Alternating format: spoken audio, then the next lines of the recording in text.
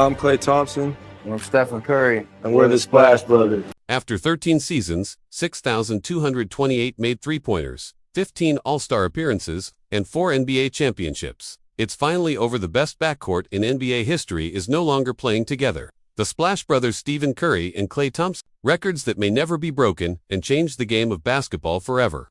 Their journey to greatness began in surprisingly similar ways.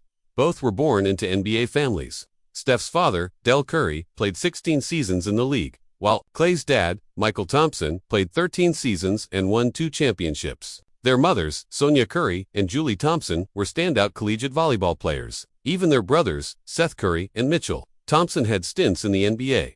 Despite their athletic backgrounds and early exposure to the professional game, neither having my dad play in the league and watching him do what he did, it just made me want to work harder. When I was 13, I decided I was just going to play only basketball. I got rid of the other sports. Me and my brother would go up to at the Air Canada Center, Right. We'd go up to the practice facility and we'd shoot for the first half, and then we go watch the second half. Steph nor Klay was heavily recruited out of high school. Steph was only a 3-star recruit and didn't receive offers from top-tier college programs. He eventually enrolled at Davidson College, a mid-major school. Klay, recruit, received some decent offers but chose Washington State, another lesser-known basketball program where he could make an immediate impact. Both spent 3 years in college and left as their school's all-time leaders in free throw percentage, made three-pointers and single-season points. The Golden State Warriors selected Steph 7th overall in the 2009 NBA Draft and Klay 11th overall 2 years later. Despite their sharpshooting pedigrees, no one could have predicted what would follow. During their first season together, they played only 26 games and didn't start a single one together. They hardly even spoke. In fact, those 26 games were nearly the only ones they would ever play as teammates. At the 2012 trade deadline, Golden State had agreed to trade Curry to Milwaukee. The deal was set, but Bucks team doctors raised concerns over Curry's recurring ankle injuries, fearing he would face long. I don't think me and Steph said a word to each other the first year, to be honest. Like, Steph only played like 20 games that year. I was riding the bench first 30 games of the year. I'll get in. I was like a shooter off the bench. Term issues. Milwaukee backed out and chose Monta Ellis instead. At the time, Ellis was a fan favorite, and Warriors fans were furious the team had kept the injury-prone Curry over him. But in the 2012-13 season, Curry and Thompson silenced the critics. In their first full season as starters, the duo made a combined 483 three-pointers, the most ever by teammates at the time. Steph set a new league record with 272 threes in a season, while Klay added 211, the second most in the NBA that year. Warriors head coach Mark Jackson boldly declared them the greatest shooting backcourt to ever play the game, a statement that many met with skepticism, given how new their partnership still was. Around that time, team writer Brian Witt coined the nickname Splash Brothers, a playful twist on baseball's Bash Brothers, Jose Canseco and Mark McGuire of the Oakland A's. As Steph and Klay continued draining threes from every angle, the nickname stuck and the legend grew. That season, the Warriors finished 6th in the Western Conference, their best result since 1994. In the playoffs, they defeated the Denver Nuggets in the first round, only the second playoff series win for Golden State since the early 90 segundos, though they lost to the Spurs in the next. The way they practiced, the way they prepared, how serious they took their gift, it was an easy call for me. And to close that statement, after I made the statement, I said it ain't even close. If you don't believe me, call my bluff. Next round, the foundation for a dynasty had been laid. In the 2013-14 season, Steph and Klay continued breaking records. They again led the league and made threes, becoming the first teammates ever to finish first and second in that category, surpassing their previous combined record by 13. Despite their individual brilliance, the Warriors were eliminated in a tough first-round 7. Everything had been building in terms of, understanding who we were, what we needed to tweak a little bit to take that next step.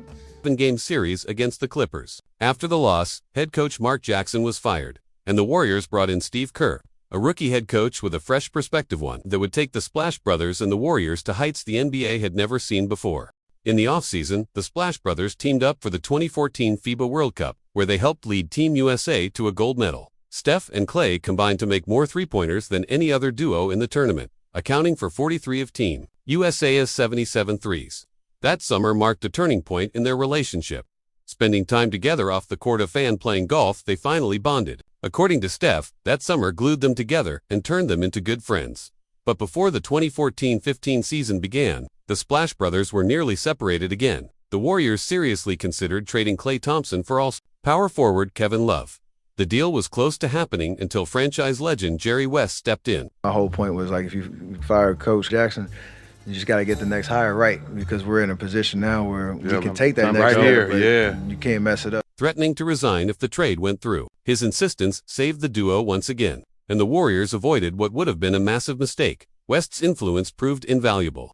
Under new head coach Steve Kerr, the Warriors stormed through the 2014-15 season. We really didn't get to know each other till about our third year in the league. Our relationship really didn't build till our third year when we played that Team USA, and we finally hung out off the court because we had nothing else to do, so we went and played golf. But that summer of 2014 kind of glued us together, and we just became good friends after that. With a 67-15 record, the best in franchise history, Golden State led the league in pace, assists, three-point percentage, field goal percentage, and defensive rating. They ranked second in offensive rating, blocks, and three-pointers made. Curry broke his own single-season record with 286 threes, while Klay finished. The people inside know that the trade for Klay and Kevin Love was, I don't want to say imminent, but it was a very real conversation. Look, the amount of threes that Kevin Love shoots is very similar to Klay, and now we have a big that can shoot, and we have and they like begged him to do not trade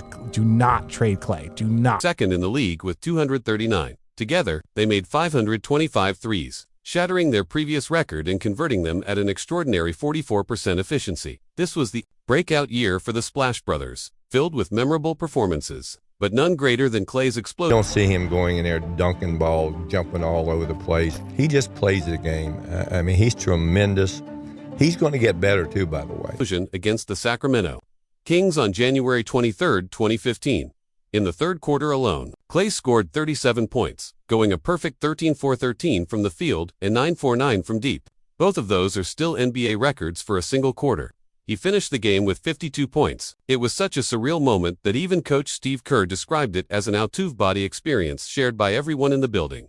That season, Curry and Thompson became the first pair of teammates to each score 50 points in a game since 1995. Steph earned the 2015 NBA MVP award, and both Splash Brothers were named to the All-NBA teams the first time. Warriors team away from three like we do, kind of flipped the basketball world upside down, and I think we're seeing that at all levels of basketball now, which a lot of people say it's ruined the game, but I think it's kind of just been an innovative aspect of the game, to be honest. Mates had done so since Chris Mullin and Tim Hardaway in 1992, and the first backcourt duo to do so since 1980.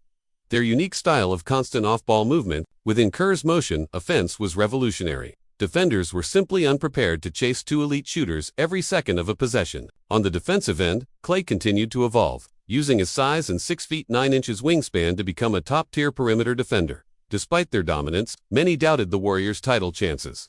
After breezing past the Pelicans in the first round, they fell behind 2-1 to the Memphis Grizzlies. Coach Kerr made a key adjustment by having defenders sag off Tony Allen, daring him to shoot.